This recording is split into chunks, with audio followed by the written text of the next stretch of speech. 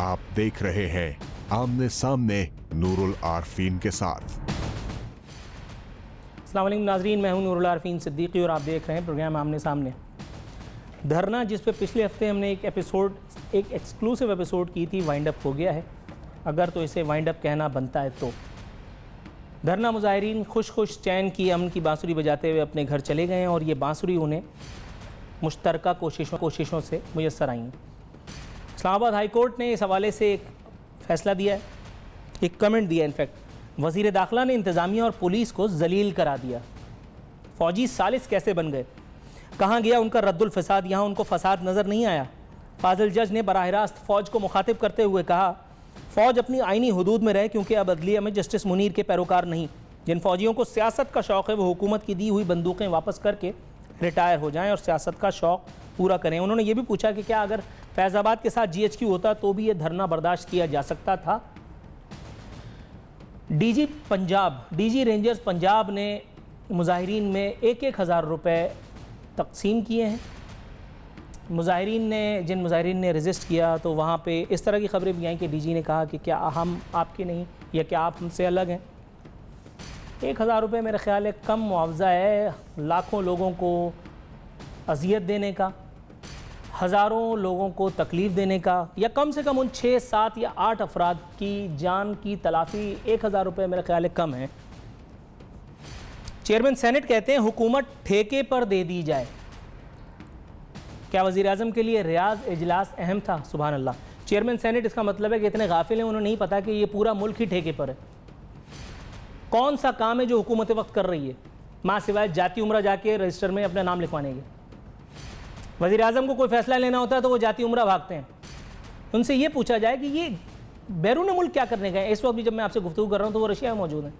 इनके पास इतनी अथॉरिटी नहीं है कि ये मुल्क के फ़ैसले ले सकें, तो ये रशिया क्या करने जाते हैं।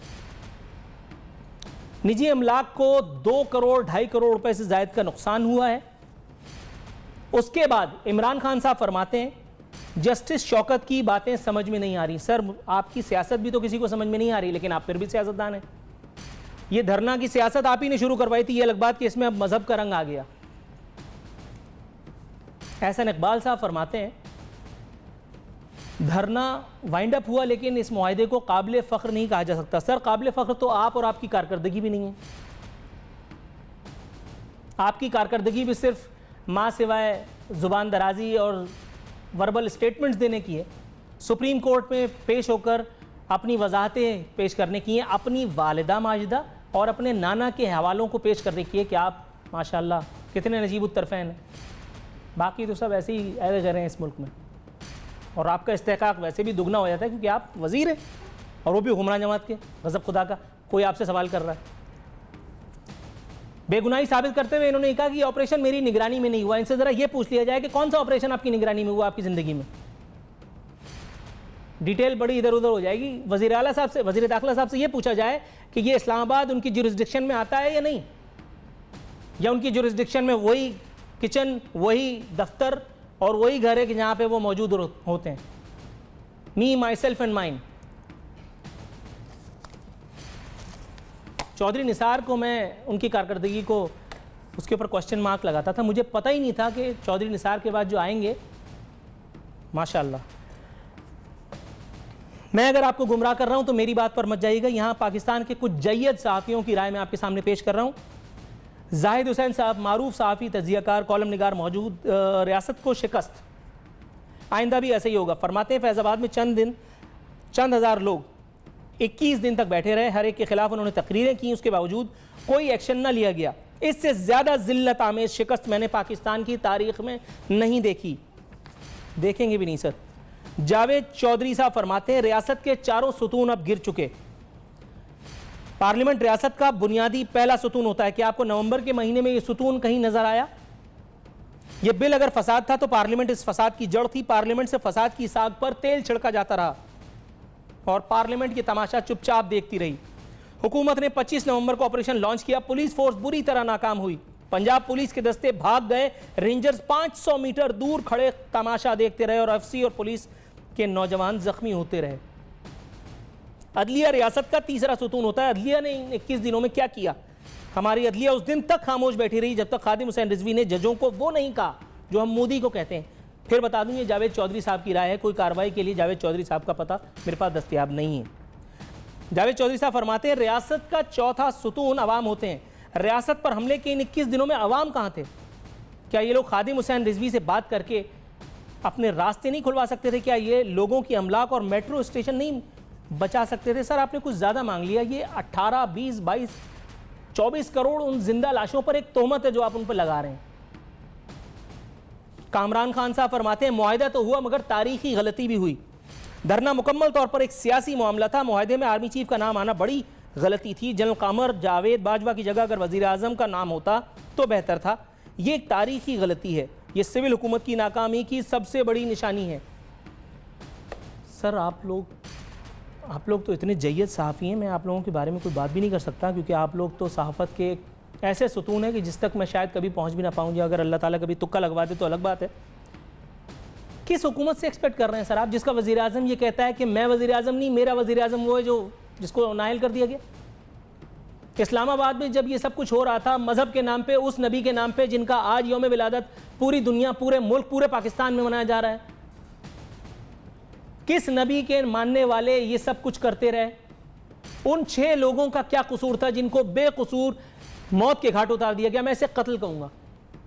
दुनिया की कोई किताब, दुनिया का कोई मज़हब, बिलखुसूस मज़हब इस्लाम, नबी करीम सल्लल्लाहु अलैहि वसल्लम की तालीमात, पिछले प्रोग्राम के बाद भी फेसबुक पर और मेरे मोबाइल फ़ोन पर तौहीन आमेज़ और घटिया किस्म के पैगामात का सिलसिला था। मैं आज दरख्वास्त करूंगा उन तमाम लोगों से कि जो रह गए थे कि आइए आज नबी की यौम विलादत के दिन आपका किसी पे जोर तो नहीं चला, मुझ पर पंजा आजमाई कीजिए, क्योंकि आपकी दस्तार इतनी मुअज़्ज़ज़, इतनी मोतबर, इतनी मोहतरम है कि आपको 1,000 रुपये रियासत देती है। उस बर्बादी के जो आपने किया, आपको रियासत, लेकिन रियासत है कहाँ? मैं रियासत क्यों कह रहा हूँ? रियासत तो वो एक उज़्व मुअत्तल है कि जिसका वजूद कहीं साबित नहीं है। रियासत तो वो एक फुटबॉल थी जिसको इन लोगों ने अपने पैरों से इस बुरी तरह मारा कि अब वो फुटबॉल भी फट चुकी है। एक चीज मौजूद थी, गवर्नमेंट, और वो गवर्नमेंट कहां थी? जाती उम्रा में मिलेगी आपको या पार्लियामेंट? ये देखिए गवर्नमेंट, ये तोहमत लगा रहे हैं आप, ये तोहमत लगा रहे हैं आप। ये गवर्नमेंट अगर ऐसी होती है तो मेरा ख्याल, ये लीजिए,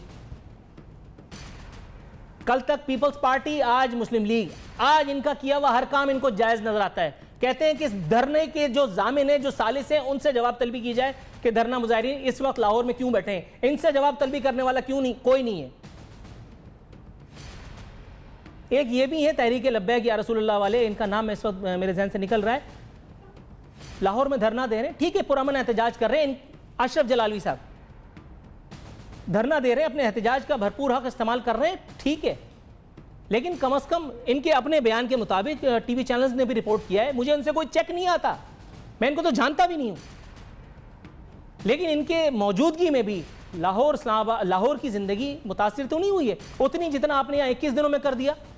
उस 21 दिन के बाद आपने कराची का, पेशावर का, फलाने का, ठिकाने का सबका चक्का जाम कर दिया, वो भी नबी करीम सल्लल्लाहु अलैहि वसल्लम के नाम पर। यहाँ वक्त हुआ एक मुख्तसर से कमर्शियल ब्रेक का। प्रोग्राम के सिलसिला कंटिन्यू रहेगा, लेकिन यहाँ मेरी दरख्वास्त, फिर जाइए मुझ पर मजीद तबर्रा कीजिए। इसी के साथ यहाँ वक्त हुआ एक मुख्तसर से ब्रेक का। ब्रेक के बाद दोबारा आपकी खिदमत में हाजिर होते हैं।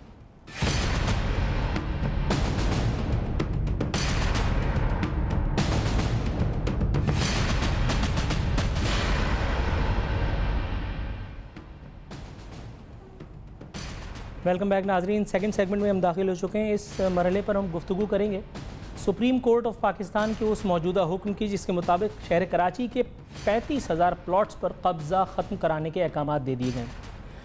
सुप्रीम कोर्ट कहती है कराची यूरोप लगता था, चाइना कटिंग ने तबाह कर दिया, शहर के साथ मज़ीद खिलवाड़ बर्दाश्त नहीं। अफसरान खुदा का खौफ करें, दफातर से बाहर निकलें, ज़िम्मेदारों को सरकारी मेहमान खाने भेज देते हैं, सब ठीक हो जाएगा। इससे पहले सुप्रीम कोर्ट ने कहा था कराची के तमाम रफाई प्लाटों से कब्ज़ा ख़त्म, गैर कानूनी इमारतें मस्मार कर दी जाएं, जिसे चाहा ज़मीन अलॉट कर दी। क्या शहर शादी हॉल्स के लिए बना? 2 दिन में शहर साफ़ न किया तो DG KDA को जेल भेजेंगे। तुम जैसे लोग कराची के दुश्मन हैं, शर्म नहीं आती? अदालत का सेक्रेटरी लैंड से मुकालमा। इन मोशगाफियों के बाद, सुप्रीम कोर्ट की इन डायरेक्टिव्स के बाद DG KDA अपनी प्रेजेंस का सबूत देने के लिए मैदान में उतर आए।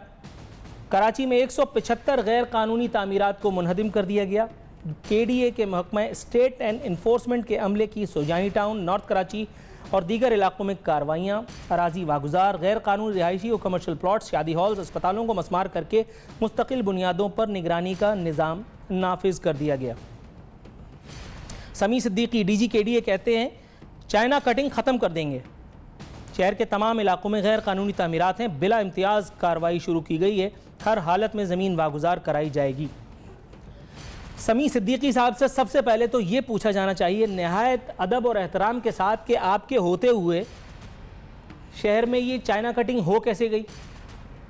अगर ये चाइना कटिंग पहले हुई थी तो इसके जिम्मेदारान कौन है? पहले काइंडली उनके नाम ज़रा मुझे बता दीजिए। सुप्रीम कोर्ट ऑफ पाकिस्तान जिस तरह से इस मुकदमे को लेकर जा रही है, उसके बाद इसमें कोई दो राय नहीं है कि इंशाअल्लाह ताला लगता है कि शहर सुधर जाएगा, कुछ ना कुछ आंसू तो बहरहाल ज़रूर पहुँच दिए जाएंगे। लेकिन यहाँ हैरत की बात है, 50 अरब रुपए की ज़मीन है जिस पर लैंड ग्रैबर्स ने कब्जा किया। भाई ये लैंड ग्रैबर्स कौन है? किस सियासी जमात से इनका ताल्लुक़ है? ज़मीन फाड़ के ये इनकी पैदाइश हुई है? ये कहाँ आसमान से टपक के आए हैं? कौन था इनका जो है वो पालनहार? बताया जाता है कि ये अक्सर चाइना कटिंग जो है वो मिडिल क्लासियों के, हम जैसे लोगों के इलाकों में हुई है। उन मिडिल क्लासियों का चैंपियन कौन था? उनका रहनुमा कौन था? उनके नाम पर वोट किसने लिए थे? दिखाएंगे ज़रा एक एक करके तस्वीरें। अब मुलाहिजा कीजिए गरीबों के उन गरीब रहनुमाओं की तस्वीरें जिन्होंने इस कार्य खैर में बाकायदा हिस्सा लिया है। कोई बड़े से बड़ा नेकुकार आकर के ये कह दे कि इन जिन तस्वीरों को मैं दिखा रहा हूँ इनमें से इनका 0.1% हिस्सा नहीं है, मैं अपनी जान उसको माफ़ कर दूंगा। फारूक सत्तार साहब उस वक्त मौजूद थे। फारूक सत्तार साहब को नहीं पता था कि इस वक्त शहर में लैंड ग्रैबिंग हो रही है। फारूक सत्तार साहब आज मुत्तहिदा कौमी मूवमेंट, बात खत्म हो गई। बाबर गौरी आ गए। बाबर गौरी, इनको यूँ चलाते रहिएगा जी। मैं चाहता हूँ कि मेरी आंखों में ये चुपते रहें। KPT में गैर कानूनी भर्तियाँ, नैब 4 हफ्तों में रेफरेंस दायर करे। बाबर गौरी के दौर में KPT में 1100 मुलाजमीन की गैर कानूनी भर्तियाँ कराई गई। ये बहुत मामूली सा जुर्म किया था इन्होंने। 1100 की कोई हैसियत नहीं है। इससे पहले एक जो जुर्म किया था उसके बारे में एक तफसीली प्रोग्राम कर चुका हूं। सौलत मिर्जा जाते जाते इनका नाम लेके गया था। कौन पूछने वाला है? बाबर गौरी की तमाम तामीरात आज भी शहर कराची में उसी तरह से मौजूद हैं। बाबर गौरी के अहले खाना यहाँ मौजूद हैं। बाबर गौरी का बिजनेस यहाँ मौजूद है। उस बिजनेस से बाबर गौरी को बाकायदा हिस्सा नहीं, भत्ता जाता है, क्योंकि बाबर गौरी अपने साथ अल्लाह मियाँ से लिखवा के नहीं लाए थे कि मैं इतना पैसा लूंगा, लोगों की जेब में हाथ डाल करके निकालूंगा। कौन इनसे पूछने वाला है? कोई रुए ज़मीन पर? अगले नेकोकार को पेश कीजिए जी। बाबर गौरी की तो हो गई। अच्छा, ये नाम भी इनका इतना अजीब सा है, चुन्नू मामू। इतने बड़े हो गए चुन्नू, और काम इन्होंने इतने बड़े बड़े किए कि अल्लाह अकबर। अल्ताफ़ हुसैन के बाद ये मेरे ख्याल है दूसरे बड़े आदमी हैं कि जिन्होंने अपनी मुख्तसर साइज़ के बाद इतने बड़े बड़े गुल खिलाए हैं। हर TV चैनल ने उस वक्त 22 अगस्त के बाद तमाम TV चैनल्स को हिम्मत मिली जिन्होंने इनकी शान में कसीदे पढ़े, इनके बारे में बताया गया। देखें कितने गरीब हैं, मिडिल क्लास ही लग रहे हैं ये भी, और लंदन में जाकर के अय्याशी कर रहे हैं। ये अय्याशी इन्होंने अपनी वालदा के जेवर बेच करके नहीं की। ये अय्याशी इन्होंने यहाँ पे अपने वालिद साहब की पेंशन के पैसों से नहीं की। ये अय्याशी मेरे और आपके हक के पैसों से की जा रही थी। चाइना कटिंग के उन पैसों से की जा रही थी जिसके बारे में अब कोई नहीं जानता। ना MQM पाकिस्तान से आप बात कर सकते हैं, क्यों कि वो तो अल्ताफ़ भाई से बरात का इज़हार कर चुके हैं। ना आप पाक से ज़मीन पार्टी से बात कर सकते हैं क्योंकि वो तो पहले ही एन गैन कर चुके थे। तो अब मैं बात किससे करूं? कैमरामैन से या मेरे प्रोड्यूसर से? आगे बढ़िए जी। और कौन है?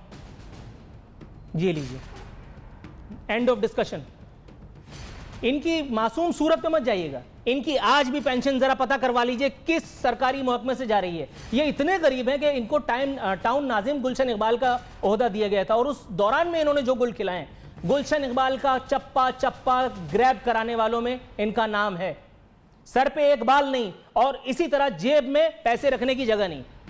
Can you believe this? ये लोग हमारे मसीहा हैं, ये लोग हमारे रहनुमा, ये लोग हमारे रहबर हैं। मुख्तलिफ हुकूमतें आई, पाकिस्तान पीपल्स पार्टी की हुकूमत आई, नून लीग की हुकूमत आई, कुछ नहीं हुआ जब तक सुप्रीम कोर्ट ऑफ पाकिस्तान ने डंडा नहीं उठाया। अल्लाह करेगी ये डंडा इन सरों पे भी पड़े, ताकि जिन बेचारों को, ये लीजिए, वजीर बल्दियात थे किसी ज़माने में और आज मेयर कराची हैं। इनसे ज़रा पूछा जाए कि जिस वक्त ये वजीर बल्दियात थे, इनके दौर में, इनके शहर में, इनका शहर कहाँ से हो गया? ये तो हुक्मरान है, शहर तो मेरा है, शहर तो आपका है। इनसे ज़रा पूछा जाए कि इनकी आंखों के सामने इनके कितने प्यारों ने शहर कराची के कितने हिस्से पर कब्जा किया।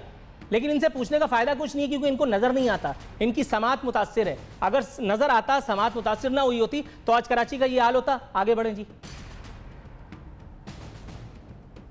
फिर अल्ताफ़ भाई आ गए, इसका मतलब है कि अब और नजराना अकीदत पेश करने का सिलसिला मौकूफ़ किया जाता है। यहाँ हम जाएंगे अपने मेहमान की तरफ। मेरे साथ मौजूद हैं सेनेटर आजिज़ धामरा साहब, उनको खुशामदीद कहूँगा शो में। आजिज़ साहब अस्सलाम वालेकुम सर।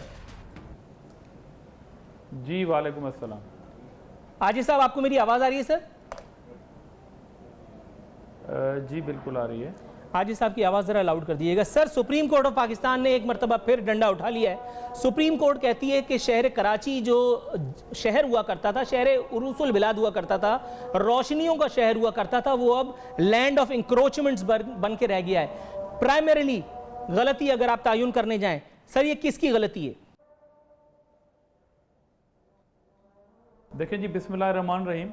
कराची के हवाले से बहुत सारे सवालात मुख्तलिफ अदवार के अंदर उठाए गए हैं, वो ऑनरेबल कोर्ट की तरफ से भी उठाए गए हैं। मगर कराची के हवाले से ये बात याद रखनी चाहिए कि सूबाई हुकूमत जो है वो मुकम्मल तौर पर शहर को डेवलपमेंट साइड पे भी ऑन बोर्ड लिए हुए हैं। कराची के लॉ एंड ऑर्डर भी सिचुएशन बेहतर हुई है। और कराची के अंदर जो इंक्रोचमेंट थी, आपको याद होगा कि 2 से 3 साल पहले जो पब्लिक पार्क्स थे, जहाँ पर शादी हाल बने हुए थे, जहाँ पर इंक्रोचमेंट थी, वो हटाई गई हैं। और वहाँ पर चाइना कटिंग का भी इशू है, तो सूबाई हुकूमत उस पर भी तवज्जो दे रही है। डेफिनेटली कराची जो है वो 30 साल या 35 साल पहले ही कराची की ज़मीनों का मिसयूज़ होता रहा और मुख्तलिफ अदवार के अंदर उससे आँख बंद की जाती रही। मगर अब कराची के अंदर इंक्रोचमेंट के ख़िलाफ़ और जो इलीगल जो इंक्रोचमेंट की गई है कराची की ज़मीनों के ऊपर, उसको खाली कराया जा रहा है और एक बहुत बड़ा ऑपरेशन भी वक्त ब वक्त चलता रहता है। सर ये मुझे बताइएगा आजिज़ साहब, अगर मैं एक सवाल और पूछूं, अगर ये मुझे बताएंगे सर कि जिस वक्त मुत्तहिदा कौमी मूवमेंट या उनकी आंखों के चंद तारे कायदे तहरीक के हुक्म पर या उनकी नादानिस्तगी में मेरे और आपके जेब के पैसों से ये डाका मार रहे थे, उस वक्त हमारी सूबाई हुकूमत, वो चाहे पाकिस्तान पीपल्स पार्टी की थी या वो किसी और सियासी जमात की थी, उस वक्त वो क्या कर रहे थे सर? आपके ख्याल में किन कार खैरों में वो मगन थे कि उनको पता नहीं चला और अल्ताफ़ भाई के नैन तारों ने ये गुल खिला दिए? जी, जैसा कि आपको मालूम है कि कराची के हवाले से यहाँ के लोकल बॉडीज़ के इदारे जो थे वो पावरफुल रहे और सबसे ज़्यादा जो है यहाँ पर लोकल बॉडीज़ की हुकूमतें किस पार्टी की रही। और ये बात मैं बिल्कुल मानने के लिए तैयार हूँ कि सूबाई हुकूमतों का रोल वहाँ पर महदूद किया जा रहा था। वहाँ पर अगर सूबाई हुकूमत काम करने जा रही थी तो उसके अगेंस्ट एक प्रोपेगेंडा किया जाता रहा कि कराची के मामलात में जो है वो मुदाखलत की जाती है।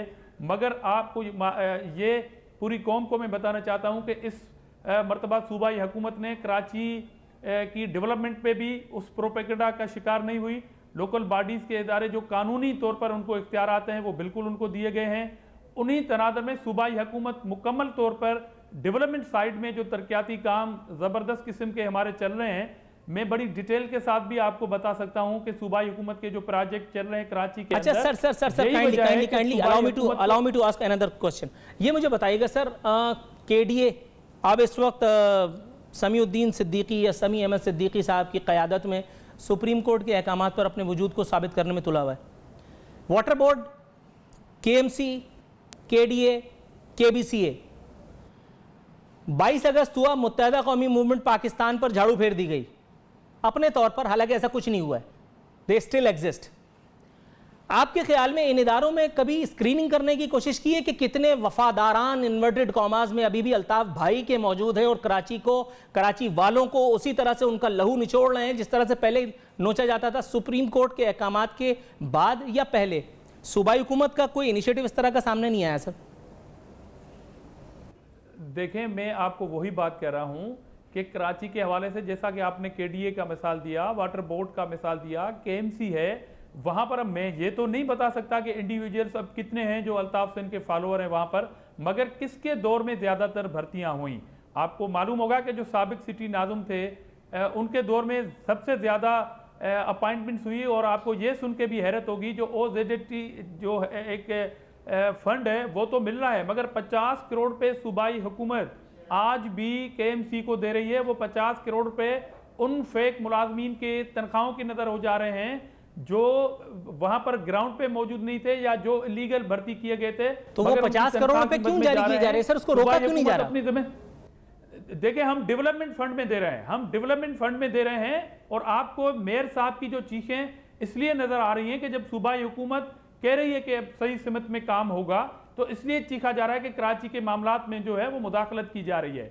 हालांकि वो मुदाखलत नहीं है, सूबाई हुकूमत ने सख्ती बरती है इन इदारों में, मगर जो जुरिडिक्शन लोकल बॉडीज़ के इदारों की है वो उनकी है। जहाँ तक सूबाई हुकूमत का डोमेन है वो वहाँ पर हम काम कर रहे हैं।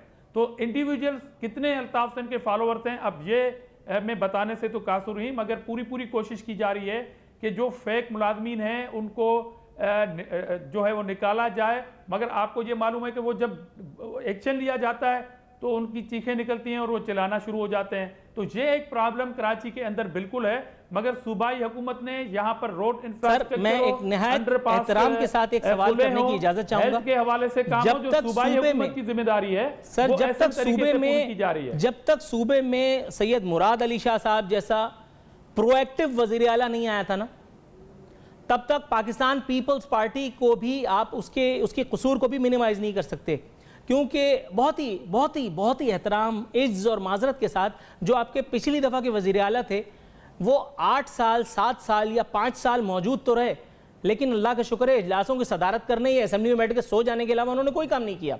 1-2 बार गुस्से में आए भी, लेकिन गलत मौके पे। उनको गुस्सा अगर सही जगह पे आ जाता, अगर वो उस वक्त मुराद अली शाह की तरह डंडा उठा लेते, अगर वो उस वक्त मुराद अली शाह जैसे कुछ काम जैसे मुराद अली शाह साहब आज भी करने की कोशिश फरमा रहे हैं, इसका मतलब ये नहीं है कि मैंने कोई चेक लिया क्योंकि अभी कुछ ना कुछ शुरू हो जाएगा कि गालिबन कोई ग्रांट आ गई है मेरे पास। तो मेरा ख्याल है कि आप अपने क़यादत को भी उससे भी जवाब तलबी कर सकते हैं इस हवाले से। देखें अब जब पीपल्स पार्टी और सूबाई हुकूमत की मैंने आपको जो स्कीमें बताना शुरू कर दी, तो आपने फिर इंडिविजुअल्स क्वेश्चन कर दिए कि मुराद अली शाह और बिटवीन कायम अली शाह साहब को तनकीद का निशाना बनाना शुरू कर दिया, सवाल उठाया। आपको पूरा राइट है, मगर पीपल्स पार्टी की मौजूदा हुकूमत पीपल्स पार्टी की है और chief minister Murad Ali Shah peoples party के हैं। इससे पहले कायम अली शाह साहब के दौर में भी गुजर नाके से इंक्रोचमेंट हटाना, उनकी सफाई का काम करना, महमूदाबाद नाले को सफाई का काम करवाना, ये ऐसे काम थे। अगर ये नहीं होते तो जो बारिशें आई थी उसमें कराची की सूरत हाल कहीं गुना ज्यादा खराब होती, मगर ये सूबाई हुकूमत ने अपने डोमेन में करवाए, कहीं लोकल बॉडीज के इदारे आपको नजर नहीं आए। तो ये काम पीपल्स पार्टी के गवर्नमेंट का है सर, और हम क्लेम कर सकते हैं। सूबाई हुकूमत के साथ साथ सूबाई हुकूमत के अलावा वो इदारे, बल्कि मेयर की प्रेस रिलीजेस नजर आती थी, मेयर कहते थे कि मैं यहाँ हूँ, मैं वहाँ हूँ, लेकिन आज तक किसी ने उनको देखा तो नहीं। किसी जिन एक बात वाज़ेह कर दूं, देखें मैं एक बात वाज़ेह कर दूं कि कराची के अंदर 6 डीएमसीज हैं और जो लोकल बॉडीज के हवाले से जो पावर हैं वो डीएमसीज के पास हैं, फंड वो यूटिलाइज कर सकते हैं और डायरेक्ट फंडिंग उनको की जाएगी कानून के मुताबिक। मेयर का जो किरदार है वो सुपरवाइजिंग है, मेयर के पास डायरेक्ट फंडिंग नहीं जाती, थ्रू डीएमसीज के थ्रू जाती है। ये सर आपने बड़ा अच्छा नुक्ता छोड़ दिया कि मेयर का जो किरदार है। अब इसी सवाल के साथ यहाँ आपकी आमद का मैं शुक्रिया अदा करूंगा। नाजरीन, अब आप यहाँ हम जाएंगे ब्रेक के ऊपर और आप सोचिएगा मेयर कराची का जो किरदार है, क्या किरदार है। ब्रेक से वापस आएंगे तो फिर सोचेंगे कि क्या किरदार है।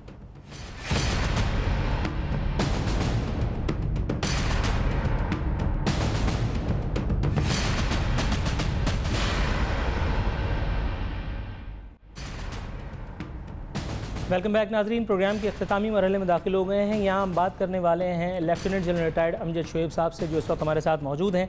बात करेंगे रियाज़ में होने वाले 41 ममालिक के उस फौजी इत्तेहाद के इजलास की जो गुज़िश्ता हफ्ते हुआ, जिसमें जनरल राहील शरीफ साहब ने इसको प्रेजाइड किया। सऊदी वली अहद भी यहाँ पर मौजूद थे। अमजद शोएब साहब, सर आपसे बराह रास्त गुफ्तगू का आगाज़ करूँगा। सर ये मुझे बताइए, सबसे पहले तो मैं ये जानना चाहूँगा, इससे पहले कि इस इत्तेहाद के बारे में, इसके फ़ज़ाइल के बारे में हम अपनी उम्मत को, अपने लोगों को बताएं, ये मुझे बताइए सर, फ़ौज का डिसिप्लिन क्या कहता है? कोई भी आर्मी चीफ कितने मुद्दत को गुजारने से पहले किसी दूसरे इदारे से वाबस्ता नहीं हो सकता, कुजा के किसी दूसरे मुल्क की अफवाज की कमान जाके संभाल ले? देखिए, जब भी कभी कोई रिटायर्ड आदमी, आर्मी का रिटायर्ड ऑफिसर, वो बाहर किसी गैर मुल्की अदारे में जॉब करना चाहे या उसको ऑफ़र हो, तो वो हुकूमत पाकिस्तान से नो ऑब्जेक्शन सर्टिफिकेट देता है। उसमें उस आदमी की तजर्बा, उसकी सेंसिटिविटी ओहदे की जिस पे वो रह चुका है, इंफॉर्मेशन वगैरह, वो सारी चीज़ें मद्देनज़र रखी जाती हैं और फिर उस मुल्क के बारे में भी देखा जाता है कि क्या वो हमारा एतमाद का मुल्क है, फ्रेंडली कंट्री है, उसे ऑब्लाइज करना चाहिए, नहीं करना चाहिए। अगर वो ऐसा मुल्क है जहाँ पे कि ख़दशा है कि वहाँ दुश्मनी है या वहाँ से हमारे मुल्क के ख़िलाफ़ काम हो सकता है, तो फिर ये हुकूमत की सवाबदीद है वो बिल्कुल NOC ना दे, और अगर NOC नहीं देगी तो वो कोई भी शख्स जो है वो बाहर जाके जॉब नहीं कर गॉट योर पॉइंट। इसका मतलब है कि राहील शरीफ साहब ने जाने से पहले मामले में NOC लिया होगा गवर्नमेंट ऑफ पाकिस्तान से। सर इसमें एक चीज़ और ऐड करूंगा और फिर उसकी जवाब अगर आप जी, देंगे। वो NOC जो लिया है, मैं ज़रा वजाहत कर दूँ इसकी। ये NOC जो दिया गया है वो सऊदी गवर्नमेंट की रिक्वेस्ट पे दिया गया है।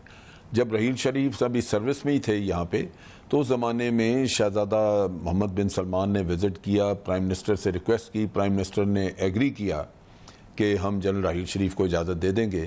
फिर जनरल राहील शरीफ से वो मिले और उनसे भी उनकी राय जानी, तो उन्होंने भी उनको प्राइम मिनिस्टर ने, नवाज शरीफ साहब ने जनरल राहील को पहले से कह दिया था कि शहज़ादा को मैंने अपनी रजामंदी जाहिर कर दी है शहज़ादा मोहम्मद बिन सलमान को, तो आप उसको इनकार ना कीजिए।